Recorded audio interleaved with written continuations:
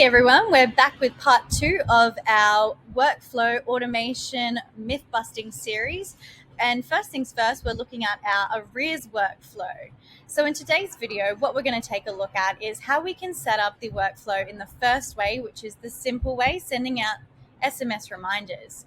So right here you can see that I'm on our arrears page and I do have my automation turned on, but what I'm going to do is dive into it and see how I can turn on my simple reminders. Before we do that though, I did just want to bring your attention down here to this little pause button on screen on my tenant Brooke.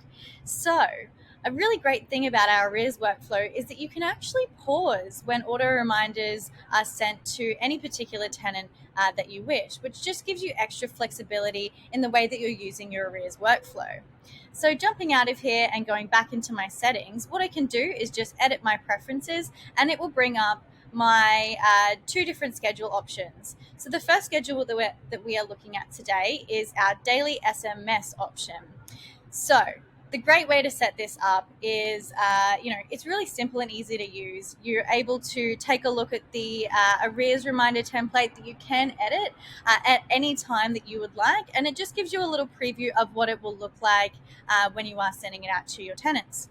So going back to my preferences in here, and going back to my daily SMS option, I did want to bring your attention to when you can start sending reminders after, as well as when you can stop reminders sending. You do have the option to never stop sending reminders, but that's totally up to you. So oftentimes we do recommend clients start reminders after 2 days, but again, every agency is different and you've got your own processes and procedures to follow, as well as any compliance regulations that you do need to adhere to. So you also have the option to set when you'd like to be sending the reminders on. So if you don't want the reminders to go on a Saturday or a Sunday, so no reminders on the weekends for your tenants, you can just pick and choose that. Or you could select every single day of the week, and it's just as simple as clicking a button. I did want to bring your attention up here to the time of the day option. Now, if you're not using our automated payment system called Console Pay, this time of the day option is a really great way for you to ensure that you've got a really simple process with your trust accounting team to ensure that they're uploading any bank files up into Console Cloud and updating the statuses of your tenants' records so that you're not sending out arrears notices to tenants who've already paid.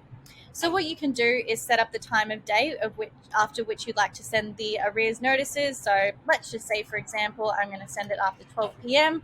That means your trust accounting team has all morning to upload the banking information into Console Cloud and update the statuses of your tenants' records. I can just hit save on that one, and that's your settings all ready to roll. You do have the ability to see what it's going to look like right here. I click exit and the automation will take care of it for you.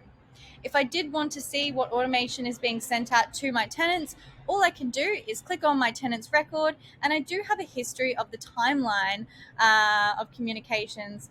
Andy doesn't have a phone number here, so let's not choose him. Maybe let's take a look at Brooke. Oh, all right. No Brooke either. You know what I'm talking about. So you can see here the full timeline of history of when we're sending out arrears to our tenants. And if I did want to go and download that information outside of Console Cloud, what I can do is just click on my tenant, head to the timeline, click on arrears, and then hit that little export button, and it'll export for me a CSV. And it's as easy as that. Thanks for watching.